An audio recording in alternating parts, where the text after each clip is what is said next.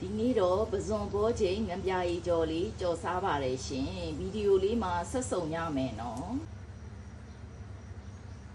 ပဇွန်ကြော်လေးတွေကိုစားစနွင်းအချိုမုံနဲ့ထားလိုက်မယ်နော်စီပူလာရင်ပဇွန်လေးတွေစီခဲ့ရင်ထည့်ကြော်လိုက်မယ်နော်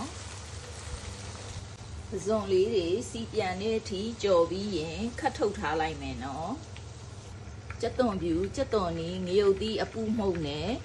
ခွဲချမ်းလေးထောင်းထားတာလေးကိုထည့်ပြီးစီတက်လိုက်ပါမယ်ရှင်စနွင်းမှုတ်လေးနည်းနည်းထည့်လိုက်ပါမယ်အနှစ်ထဲကိုအရသာထည့်ပါမယ်ရှင်နှစ်များများစားခြင်းတဲ့လူကလေကြက်သွန်ဖြူနေများများထည့်ပေါ့နော်အချိုမှုတ်လေးနည်းနည်းထည့်လိုက်ပါမယ်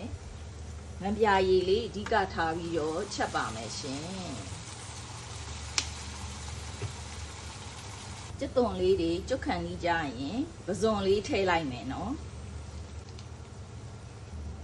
ခုဆိုရင်တော့မှုေးပြီးရတာရှိလာတယ်ပဇွန်ဘောချိန်ငံပြာရီကြော်လေးရပါပြီရှင်သုံးဆောင်ရပါအောင်ရှင်အားလုံးမင်္ဂလာရှိတော်နေ့လေးဖြစ်ကြပါစေရှင်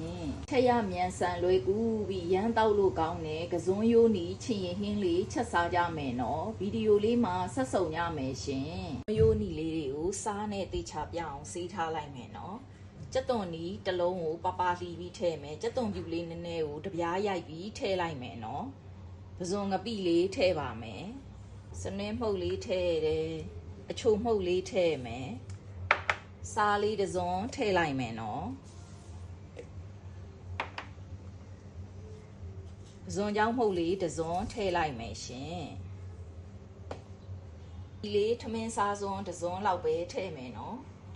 အခုချက်တဲ့နီးအတိုင်းပဲလေမုံလာချင်းရေချမောင်ရွက်ဟင်းအဲ့ဒါတွေအကုန်လုံးကိုဒီနီးအတိုင်းပဲကျမကတော့ချက်ပါတယ်နော်ဒီစိမ့်မုတ်လေးနည်းနည်းထည့်လိုက်မယ်နော်အယောင်ရယုံပဲထည့်မယ်ရှင်ချင်းရေကများများတောက်တော့လေမယုတ်သီးများရင်စားမကောင်းလို့နော်အကြီးရေလေးနည်းနည်းကိုလည်းပြင်ဆင်ထားလိုက်မယ်နော်ဒါတွေကိုသေချာနှံ့အောင်လုံးလိုက်မယ်နော်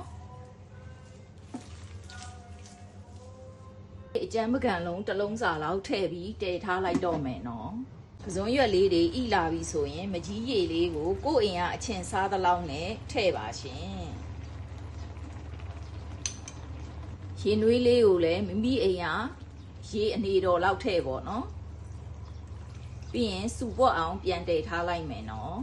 အပေါ်ငံလေးလည်းတခါတည်းနီးလို့ရပါတယ်နော်ကျမကတော့စပြီးအိုးတဲ့ထဲထားတဲ့အရသာအတိုင်းကကျမတို့အဆင်ပြေပါတယ်ရှင်ဟုတ်လာရင်လေချက်ချင်းမီးမပိတ်နဲ့အောင်နော်ခဏလေးလောက်တော့ဆက်တည်ထားအောင်နော်ဟိုမှာဟင်းရည်လေးကြာပြီးတော့ပိုတောက်ကောင်းတာပါရှင်ခက်မှန်းကြီး3မိနစ်နဲ့5မိနစ်ကြာလောက်ထားလိုက်နော်ဟင်းရည်လေးလည်းစိတ်တိုင်းကြပြီဆိုရင်ငရုတ်သီးစိမ့်လေးအုပ်လိုက်မယ်နော်တက်ချင်ရည်နဲ့လိုက်ဖက်ဆုံးကတော့ရှမ်းနန်နန်လေးပါရှင်ရှမ်းနန်နန်လေးအုပ်လိုက်ပါမယ်ဒါလေးကိုအုပ်လိုက်ခြင်းအဖြစ်အနံ့အရသာဟိုကလေစားခြင်းစိတ်ကိုဖြစ်ပေါ်စေပါတယ်နော်နှုတ်မြိန်တာပေါ့ရှင်